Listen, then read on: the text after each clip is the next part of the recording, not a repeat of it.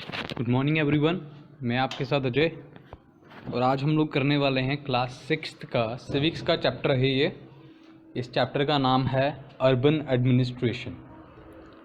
तो इससे पहले जैसे हमने पढ़ा रूरल एडमिनिस्ट्रेशन के बारे में, अब हम लोग नेक्स्ट चैप्टर जो है ये हमारा डील करेगा अर्बन एरियाज़ के साथ, लाइक कि सिटी एरियाज़ के साथ। तो जैसे हम जानते हैं कि रूरल और अर्बन में डिफरेंस क्या है कि लाइक हमारा एक विलेज पार्ट है और एक सिटी पार्ट है। तो इन दोनों एरियाज़ की जो एडमिनिस्ट्रेशन है, जो भी इन एरिया की वर्किंग है, ठीक है, जब इसमें हम कहेंगे कोई भी डिस्प्यूट के रिलेटेड या किसी भी टैक्स के रिलेटेड, रेवेन्यू के रिलेटेड, ओके, उस सब के बारे में अब हम बात करेंगे सिर्फ अर्बन एडमिनिस्ट्रेशन की इस चैप्टर में। मतलब कि सिटी की एडमिनिस्ट्रेशन कैसे की जाती है, कौन सी गवर्नमेंट, कौन सी कमेटी और कॉरपोरेशन या फिर कौन सी ब्रांच है ऐसी गवर्नमेंट की जो हमारे अर्बन एरिया की एडमिनिस्ट्रेशन को संभालती है। तो इस चैप्टर को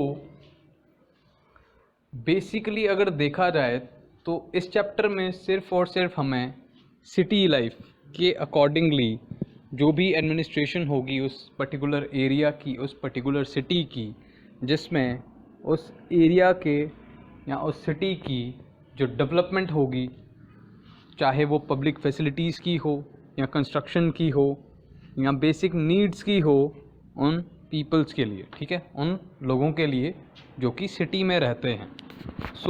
हम अब लोग करेंगे यहाँ पे सीधा अपने NCERTs के क्वेश्चन। तो जैसे कि पहला क्वेश्चन है हमारे पास, why did the children go to the Yasmin Khala's house.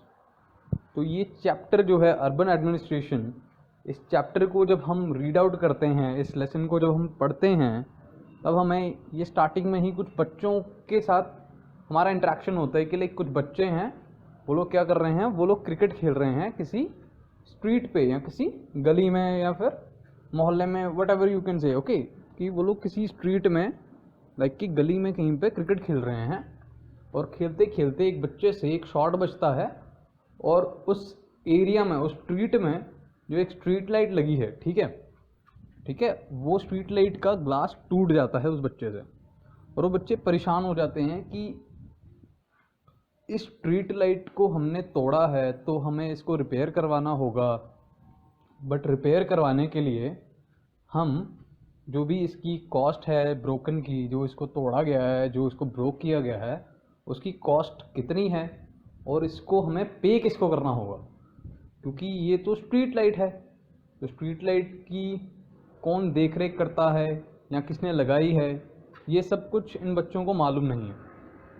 तो ये बच्चे क्या करते हैं, ये बच्चे जी जाते हैं यास्मीन खाला के घर में, ठीक है। तो यास्मीन खाला एक करेक्टर है इस चैप्टर के अंदर जिसके पास ये सब बच्चे मिलकर जाते हैं। तो इसका आंसर है ये कि the children broke the street light while playing cricket as its replacement was beyond their reach, they were very upset.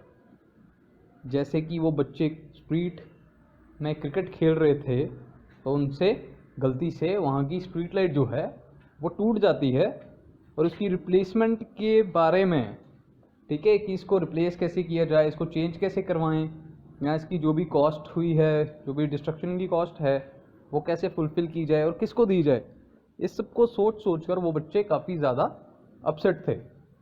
They didn't know whom did the street light belong to. तो उन्हें ये भी नहीं पता था कि ये स्ट्रीट लाइट जो है इसकी देख रेख कौन करता है, ये किसकी स्ट्रीट लाइट है, ओके।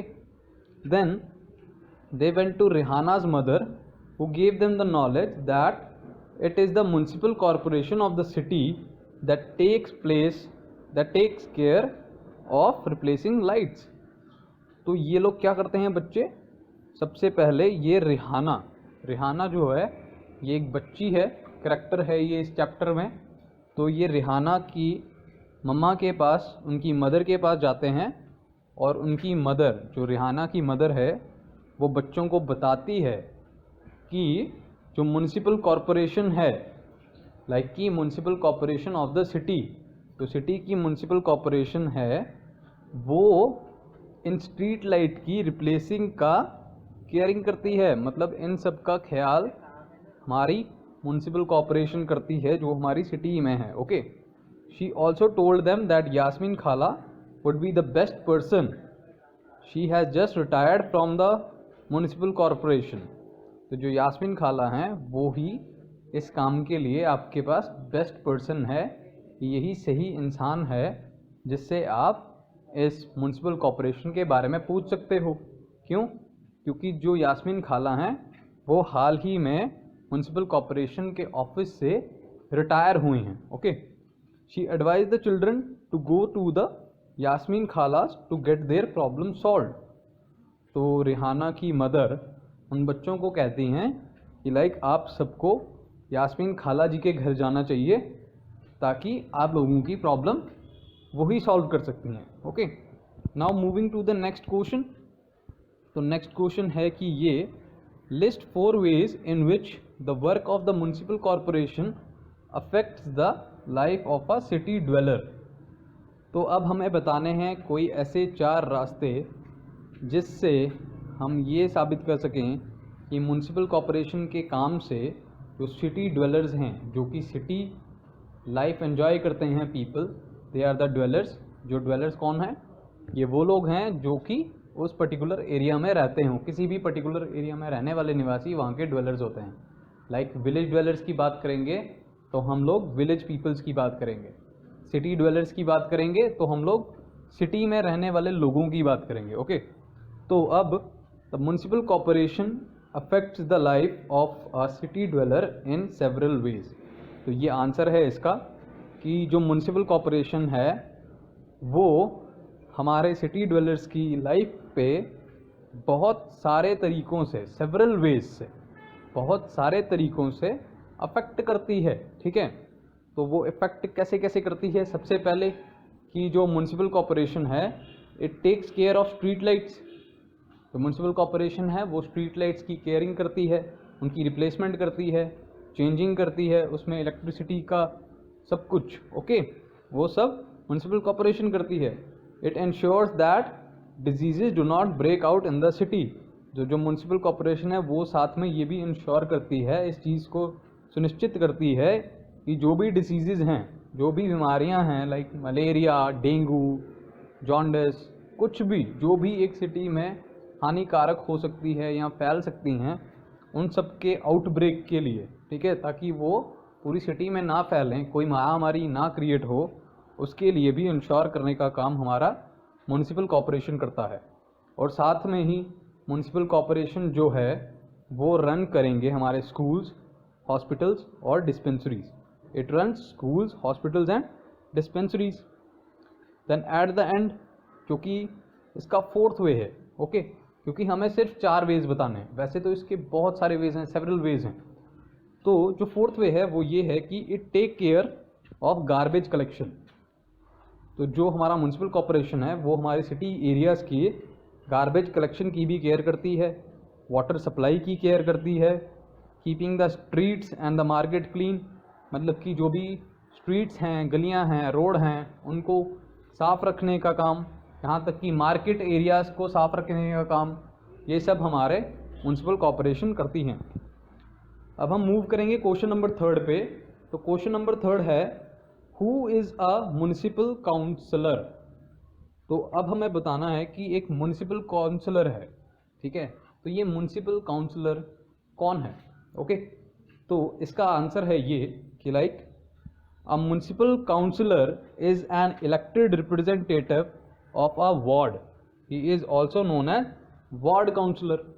तो जब हम बात करते हैं किसी भी सिटी की, ठीक है, तो सिटी में जो सबसे ज़रूरी कॉरपोरेशन होगा जो कि उस एरिया की कंस्ट्रक्शन वर्क, डेवलपमेंट वर्क, इन सबको देखेगा, ठीक है, वो होगा हमारा म्युनिसिपल कॉरपोरेशन, ठीक है। तो म्युनिसिपल कॉरपोरेशन एक रहेगा पूरी की पूरी सिटी के लिए, बट जो ये म्युनिसिपल काउंसलर्स हैं जो कि एक इलेक्टेड रिप्रेजेंटेटिव ग्रुप हैं लोगों का, जो कि पर्टिकुलर वार्ड पे देख रेख रखेंगे, मतलब पर्टिकुलर वार्ड का संरक्षण करेंगे, लाइक कि उनकी ही इंश्योर करेंगे कि यहाँ पे जो भी कंस्ट्रक्शन वर्क है या डेवलपमेंट का काम है वो सब वो लोग वहाँ पे देखेंगे। तो लाइक हम एक सिटी को डिफरेंट वार्ड्स में डिवाइड कर देते हैं। लाइक हम बात करें कभी कि हमने वार्ड नंबर 1 कर दिया, वार्ड नंबर 2 कर दिया, वार्ड नंबर 3 कर दिया। तो वैसे ही हर सिटी में कुछ वार्ड्स में हम जब डिवाइड करेंगे तो हम उसे वार्ड काउंसलर को सौंप देंगे, ताकि वो वार्ड काउंसलर क्या करे, वो वार्ड काउंसलर उस वार्ड का जिम्मेदारी उठाए। उस वार्ड में जो भी परेशानियां हैं, लाइक कि वाटर सप्लाई की, सैनिटेशन की, स्कूल की, हॉस्पिटल की या डिस्पेंसरीज़ की, यहाँ तक कि किसी भी डिजीज़ का आउटब्रेक होना या फिर हमारा स्ट्रीट लाइट्स को केयर करना, ये सब काम जो करेंगे वो हमारे म्युनिसिपल काउंसलर्स करेंगे।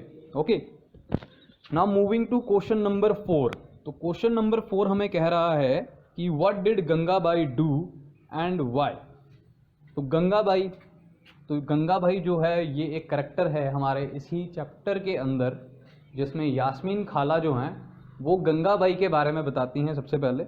बट गंगाबाई क्या करती हैं, what did Gangabai do and why, Gangabai करती क्या हैं और क्यों करती हैं। तो Gangabai and other women of her locality were very much unhappy to find garbage lying all over the street and spreading foul smell।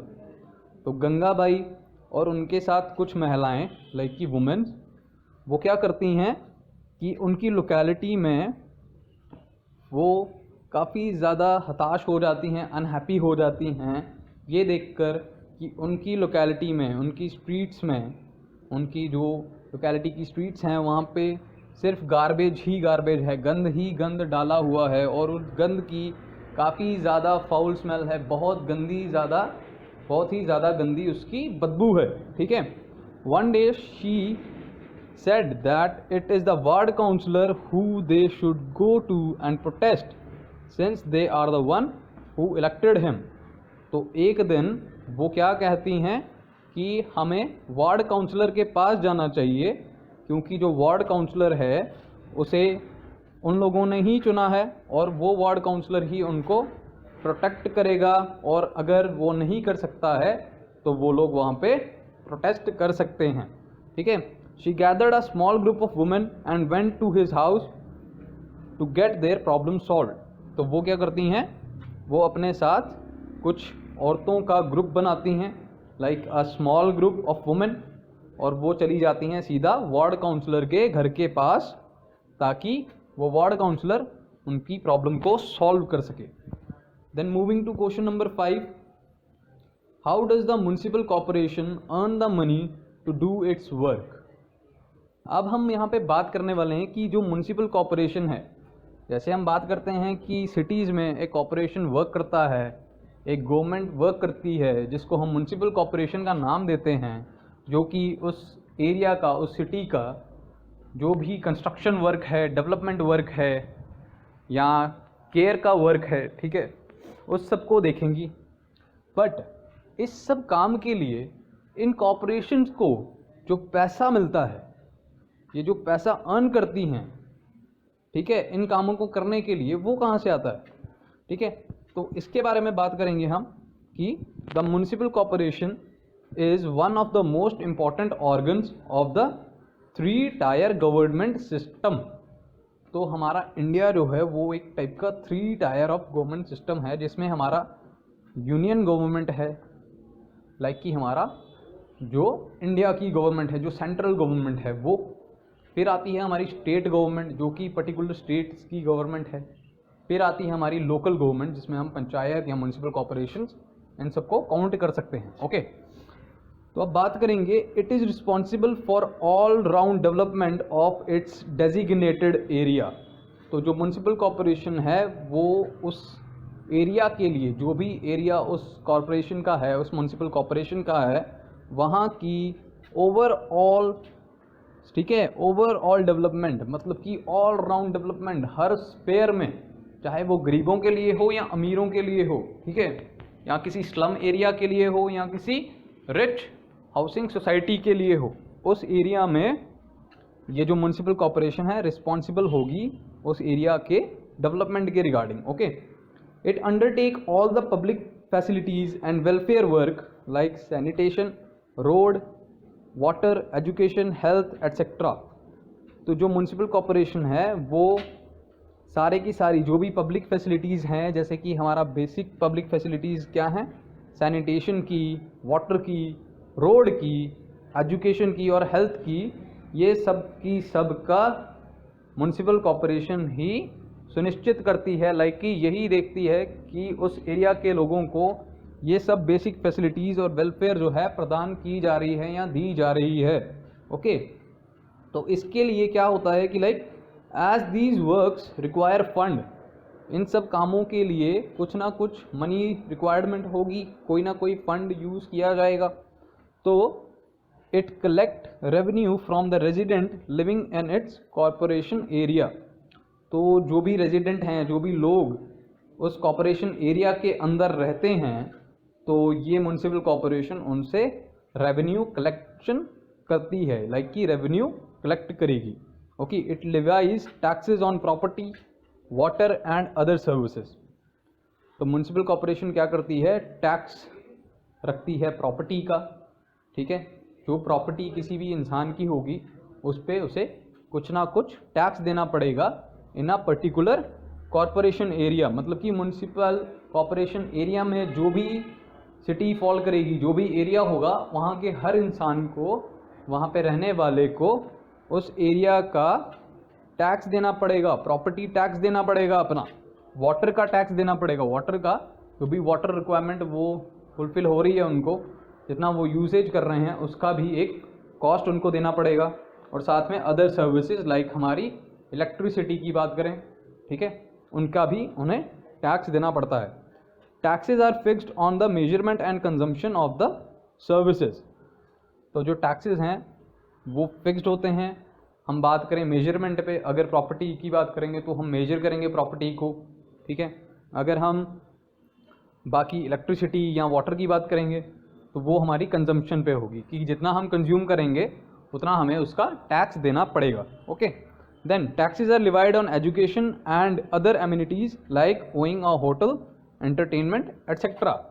कि लाइक टैक्सेस हमें एजुकेशन रिलेटेड मैटर्स में भी, ओके, लाइक स्कूल्स, इंस्टीट्यूशन, इन पे भी देना पड़ेगा। और साथ में हमारे दूसरे चीज़ें लाइक कि जो भी उस पर्टिकुलर कॉरपोरेशन एरिया के अंदर हम लोग होटल्स होंगे या रेस्टोरेंट होंगे या एंटरटेनमेंट हाउसेस होंगे हमारे, लाइक कि पार्क्स होंगे या फिर हमारे मूवी थिएटर्स होंगे। ठीक है, इन सब के लिए भी हमें कुछ ना कुछ टैक्स देना पड़ेगा जो इसको ओन करेंगे। ओके, तो यहीं पे अब हम मूव करेंगे क्वेश्चन नंबर 6 पे। तो क्वेश्चन नंबर 6 पे हमें 2 फोटोग्राफ्स दिए गए हैं। ठीक है, in the 2 photographs you see different ways of collecting and disposing garbage. तो ये 2 फोटोग्राफ्स हैं। ये पहला फोटोग्राफ है जिसमें ये थोड़ा सा ब्लैकिश है, बट जिनके पास बुक्स हैं, टेक्स्ट बुक हैं, आप उसमें इसे कलरफुल मैनर में देख सकते हैं। तो आपको डिस्क्राइब कर देता हूँ कि इस पिक्चर में हो क्या रहा है। कि लाइक ये कुछ लोग हैं जो गार्बेज में, ठीक है, जो कि गार्बेज में कलेक्शन और डिस्पोजिंग का काम कर रहे हैं। ठीक है, मतलब ये लोग कहीं से गार्बेज कलेक्ट करके आते हैं और कहीं पे जाके इसको डंप कर देते हैं या डिस्पोज कर देते हैं। तो जैसे आप इनका डिस्पोजिंग ग्राउंड देख रहे हैं कि लाइक यहाँ पे कितना सारा गंद होगा। ठीक है, यहाँ पे गायें, बैल, कैटल जितने भी हैं वो सब मंडरा रहे हैं। छोटे छोटे बच्चे हो सकते हैं जो इस एरिया में डिस्पोजिंग का काम कर रहे हैं, उनके बच्चे हो सकते हैं। ठीक है, डिस्पोजेबल जो ये यहाँ पे डिस्पोज कर रहे हैं वो एक बहुत बड़ा एरिया होगा जिसमें every type of garbage, her type का गार्बेज होगा। ठीक है, ना ही सिर्फ प्लास्टिक बॉटल्स, कांच की बॉटल्स भी हो सकती हैं या कुछ भी, जो भी वेस्ट मटेरियल हम लोग अपने जैसे डस्टबिन में डाल देते हैं वो सब ये लोग डिस्पोज करके या कूड़ेदान में या हम बाहर फेंक देते हैं, जो कि गलत काम है हमारे लिए। हमें गार्बेज को प्रॉपर डिस्पोज करना चाहिए साथ में। ठीक है, तो दूसरा जो फोटोग्राफ है वो है एक क्लीन फोटोग्राफ है, जो कि ये भी ब्लैक एंड वाइट है, बट आप अगर इसको अपनी टेक्स्ट बुक में देखेंगे तो आपको एक क्लियर व्यू दिखेगा जिसमें क्या है कि एक टाइप का एक रोलर है जिस पे डस्टबिन लगे हैं और लोग जो हैं प्रॉपरली वो प्रॉपर अपने गियर्स के साथ, लाइक कि हाथ में ग्लव्स, पाँव में शूज़, ना अपने मुंह पे मास्क लगा के ये लोग प्रॉपर डिस्पोजल कर रहे हैं इन डस्टबिन्स का या इन गार्बेज कलेक्शन का। ओके, तो यहाँ पे कुछ क्वेश्चन अराइज होते हैं कि लाइक कि which way do you think provide safety to the person disposing garbage. तो अगर हम बात करें दो कैटेगरी की, जहाँ पे एक डंपिंग ग्राउंड है जहाँ पे सिर्फ और सिर्फ गार्बेज है और लोग उसको डिस्पोज कर रहे हैं, उसके बीच में खड़े होकर या उसमें से कुछ ना कुछ यूज़फुल जो भी चीज़ें उनको लगती हैं उन चीज़ों को कलेक्ट कर रहे हैं, ठीक है। तो वो जो सिनेरियो है, वो जो फेज़ होगा वो थोड़ा सा डिफ़िकल्ट होगा, क्योंकि हमें नहीं मालूम कि उस गार्बेज में, उस डिस्पोजेबल जो ग्राउंड है उसके बीच में किस किस टाइप का वेस्ट मटेरियल है। वो ग्लास मटेरियल हो सकता है, वो प्लास्टिक मटेरियल हो सकता है, कहीं कभार वो हमारे पाँव को चुभ सकता है, ठीक है। अगर हम उन सब सामानों में से हाथ डालेंगे तो शायद हमारे हाथ में कट लग सकता है। तो जो फर्स्ट फोटोग्राफ है जिसमें लोग खुले में डिस्पोज कर रहे हैं, वो जो एक डिस्पोजिंग का या गार्बेज कलेक्शन का मेथड है, ये एक टाइप का डिफ़िकल्ट मेथड है, लाइक एक कि डेंजरस मेथड है, ठीक है। और दूसरी तरफ जब हम बात करेंगे कि जब ये लोग डिस्पोजिंग जो कर रहे हैं, ये लोग प्रॉपर गियर्स लगा के, like gloves, mask, shoes and proper एक डस्टबिन को एक रोलर में उठाकर उसको प्रॉपर वे में डंप करने जा रहे हैं, वो एक बेनिफिशियल पॉइंट है। तो इसका answer the way shown in photo 2, that is photograph 2, provide safety to the person disposing garbage. तो सिंपल आंसर कि जो दूसरा फोटोग्राफ है वो हमको एक बेहतर चीज़ बता रहा है कि इस वे से हम लोग डिस्पोजेबल जो डिस्पोजिंग गार्बेज है वो अच्छे वे में सेफ्टी के साथ कर सकते हैं। नाउ क्वेश्चन नंबर 2, इन फोटोग्राफ्स को देख के दूसरा क्वेश्चन अराइज होता है कि like what are the dangers of collecting garbage in the manner shown in the first photograph. तो फर्स्ट फोटोग्राफ में जो गार्बेज कलेक्टिंग का, जो गार्बेज कलेक्शन का मेथड है वो कैसे डेंजरस है, उसमें क्या थ्रेट हैं, क्या डेंजर है, ठीक है, हम लोगों को उसके बारे में बात करेंगे। तो इसका आंसर है कि like answer collecting garbage in the manner shown in photo 1 is full of danger. तो जो फोटो 1 है जिसमें लोग खुले में, ठीक है, जहाँ पे कैटल्स भी हैं, लोग बिना शूज़ के या बिना चप्पल के, बिना ग्लव्स के गार्बेज में या वेस्ट प्रोडक्ट्स को हाथों से उठा रहे हैं या हाथों से डंप कर रहे हैं। ओके, तो ये जो मेथड है ये थोड़ा सा डेंजरस है। तो जैसे कि childrens are so close to the open garbage that may fall sick और they may develop symptoms of some deadly diseases in the long run. तो जब हम बात करते हैं खुले में गार्बेज की, तो जब खुले में गार्बेज होगा तो उससे एक kind of foul smell create होगी, गंदी बदबू क्रिएट होगी, तो जिससे कि खतरा बढ़ सकता है बीमार होने का। और बीमार होने का प्रोसेस जो होगा, क्योंकि वो जो भी वेस्ट मटेरियल है वो ओपन है, ठीक है, वो डंप होने में उसको टाइम लगेगा, उसको डिस्पोज होने में अच्छे से, अर्थ के साथ मिक्सअप होने में अच्छे से उसको टाइम लगेगा, उसकी डिपोजिशन में, उसको डिपॉजिट होने में काफ़ी टाइम लगेगा। तो उस टाइम पे जो बच्चे हैं वो बीमार हो सकते हैं, या फिर कोई सिम्टम जैसे कि बड़ी जो लॉन्ग रन की बीमारियां होती हैं उनके छोटे छोटे सिम्टम्स उनके बॉडी में हो सकते हैं, उन बच्चों में देखे जा सकते हैं। और there may be pieces of broken glasses, उस गार्बेज डंप में ग्लासेस के, लाइक कि कांच के छोटे छोटे टुकड़े भी हो सकते हैं। While collecting garbage in this manner their fingers में, मतलब कि इस मैनर में जब उन्होंने अपने हाथों में कोई गियर नहीं डाला है, लाइक कि कोई भी ग्लव्स नहीं है, तब दे गेट इंजर्ड, उनकी फिंगर्स इंजर्ड हो सकती हैं। We see 2 stray cows around the garbage searching some eatables. तो जैसे कि फोटोग्राफ में हमको कैटल्स दिखती हैं, लाइक कि 2 काउज हैं, ठीक है, वो लोग अपने इस गार्बेज में अपने ईटेबल्स को सर्च कर रही हैं, जो भी उनको खाने लायक मिल सकता है इस गार्बेज एरिया में, उस डिस्पोजेबल ग्राउंड पे वो उनको सर्च कर रही हैं। तो दीज काउ में अटैक दीज बॉयज हु में टेक देयर लाइव्स, ठीक है। तो ये जो काऊ हैं ये क्या पता अटैक भी कर सकती हैं उन लोगों को, ठीक है, जो वहाँ पे काम कर रहे हैं, और जिससे उनकी जान को नुकसान भी हो सकता है कि like they can get injured over there, ठीक है, वो लोग इंजरी भी हो सकती है उनको। Thus there is no safety at all in this way. तो इस वे में जो कि फर्स्ट फोटोग्राफ है इसमें कोई भी सेफ्टी नॉर्म हमें नज़र नहीं आ रहा है। तो हम कह सकते हैं कि फोटोग्राफ 1 में जो डिस्पोजिंग कर रहे हैं या कलेक्शन कर रहे हैं गार्बेज की, वो एक टाइप में बहुत ही ज़्यादा डेंजरस है। अब हम मूव करेंगे पार्ट थर्ड इसका पार्ट थर्ड जो है वो हमें कह रहा है कि why do you think that proper ways of disposing garbage are not available to those who work in municipalities, ठीक है।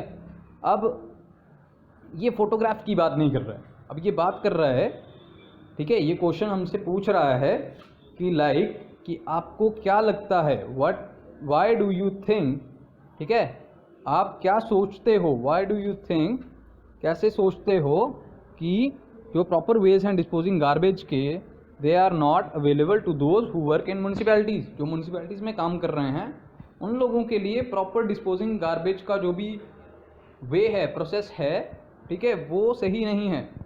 तो इसका आंसर है कि the proper ways of disposing garbage are not available to those who work in municipalities because firstly the government has not done proper arrangement for this as yet.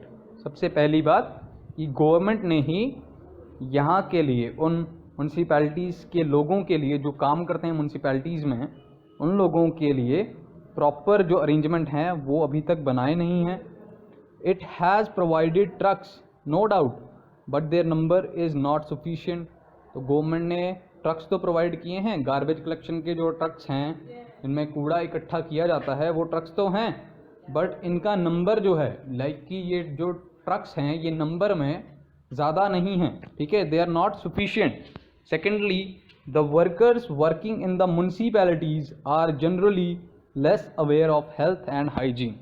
तो जो workers हैं उस म्यूनिसिपल, लाइक कि municipal corporation के या municipalities में, वो लोग इतने ज़्यादा जागरूक नहीं हैं हेल्थ और हाइजीनिक कंडीशंस के बारे में।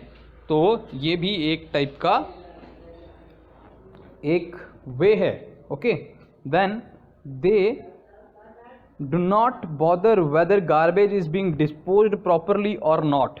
तो जो ये वर्कर्स हैं ये लोग इतना नहीं सुनिश्चित करते या इतना नहीं पक्का करते हैं कि लाइक कि जो गार्बेज है वो प्रॉपरली डिस्पोज हो रहा है या नहीं हो रहा है। और जो थर्ड है और लास्ट है वो ये है कि the economic condition of the municipalities is not good. तो जो म्यूनिसिपैलिटीज़ में काम करने वाले लोग हैं उन लोगों की जो इकोनॉमिक कंडीशन है, जो फाइनेंशियल कंडीशन है, ओके, उनकी जो इनकम है, वेजेस है, वो भी इतनी ज़्यादा अच्छी नहीं है, लाइक कि it is not good up to the mark, okay. Now moving to question number 7, ये हमारा लास्ट क्वेश्चन है, ठीक है। तो यहाँ पे हम बात करेंगे कि several poor people in the city work as domestic servants as well as work for the corporation keeping the city clean। तो बहुत सारे पुअर पीपल जो हम इस सिटी में हैं, किसी भी सिटी में हैं, वो लोग डोमेस्टिक सर्वेंट का काम करते हैं, लाइक कि घरों में जाकर काम करते हैं, किसी किसी के घर में काम करते हैं, ठीक है।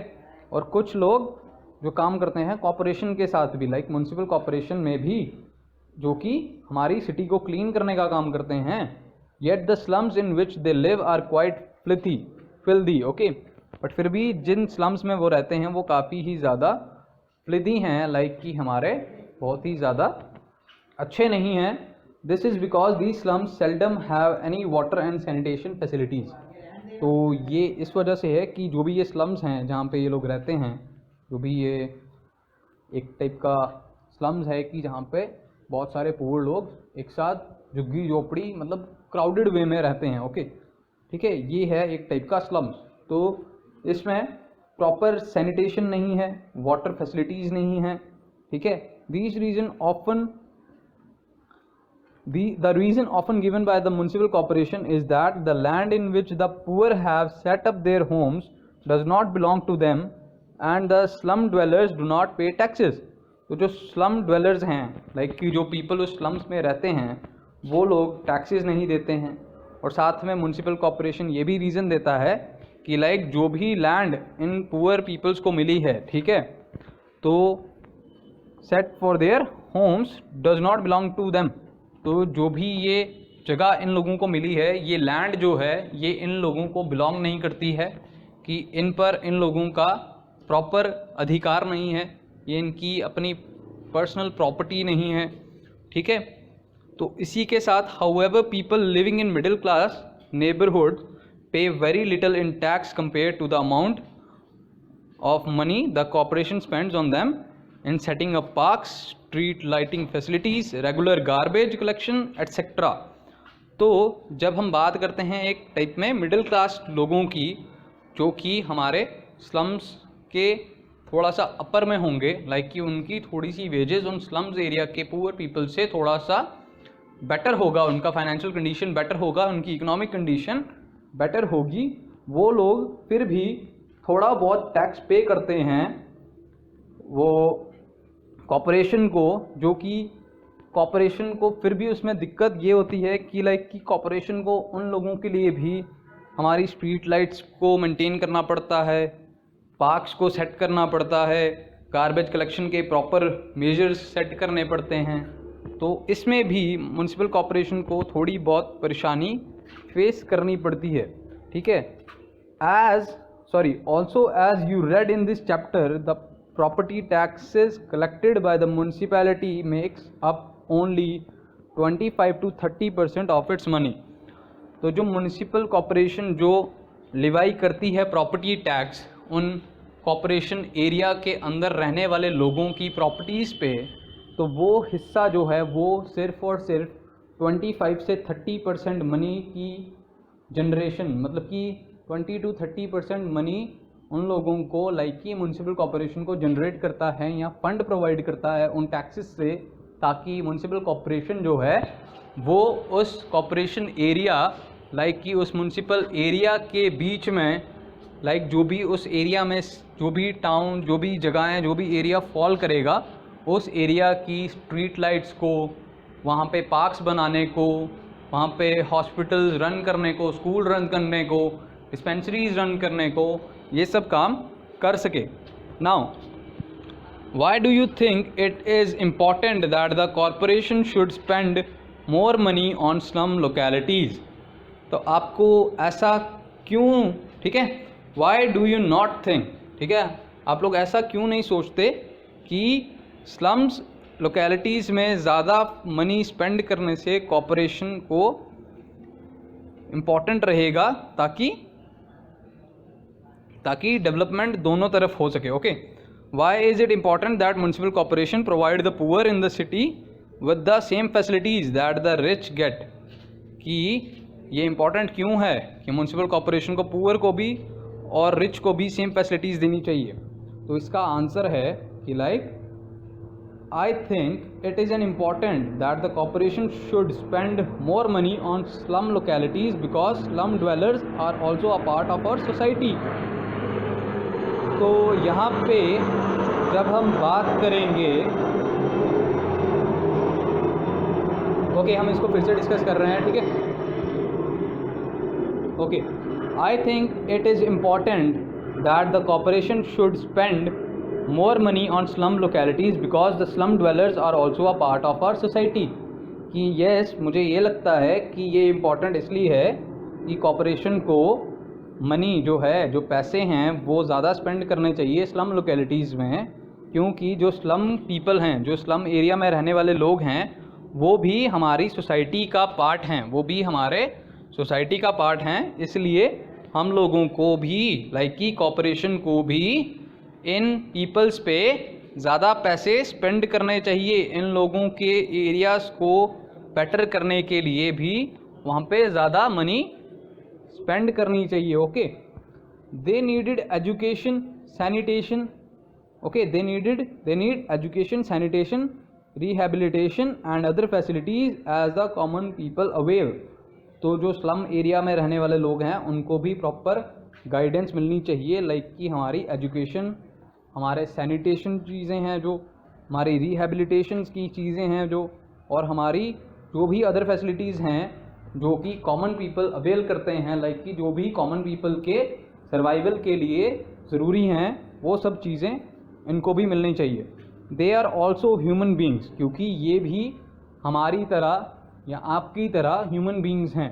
चाहे ये गरीब हैं, फिर भी इन लोगों को भी इक्वल ट्रीटमेंट मिलना चाहिए कि ये सब ह्यूमन बींग्स हैं, तो इन्हें इक्वल ट्रीटमेंट मिलना चाहिए बिना किसी भेदभाव के कि ये अमीर हैं या गरीब हैं, ये नहीं देखना चाहिए।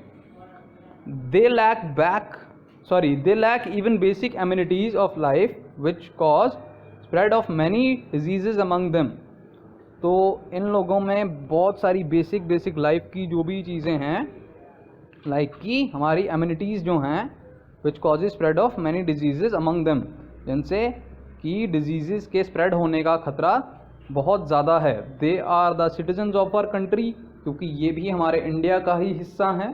सो in order to achieve our constitutional ideals, the municipal corporation should provide the poor in the city with the same facilities that the rich get. तो इसी चीज़ों को, इन सब चीज़ों को मद्देनज़र रखते हुए और साथ में हमारे कॉन्स्टिट्यूशनल आइडियल्स को अचीव करने के लिए, लाइक कि हमारे कॉन्स्टिट्यूशनल आइडियल्स हमें कहते हैं क्या, right of living, lucky right of equality, education, ये सब, ठीक है, फ्रीडम, ये सब आइडियल जो हैं वो फुलफ़िल होने चाहिए, अचीव होने चाहिए। तो हमारी जो म्युनिसिपल कॉर्पोरेशन है उनको, इन पुअर लोगों को जो कि सिटी में रहते हैं, उन लोगों को भी सेम फैसिलिटीज़ प्रोवाइड करनी चाहिए जो कि रिच लोगों को, लाइक कि अमीर इंसानों को प्रोवाइड की जाती है। तो इसी के साथ आपका ये जो चैप्टर है, chapter urban administration class 6th, okay, ये सिविक्स का पार्ट है, तो ये चैप्टर यहीं पे ख़त्म होता है। तो मैं आपसे लूँगा इजाज़त। धन्यवाद।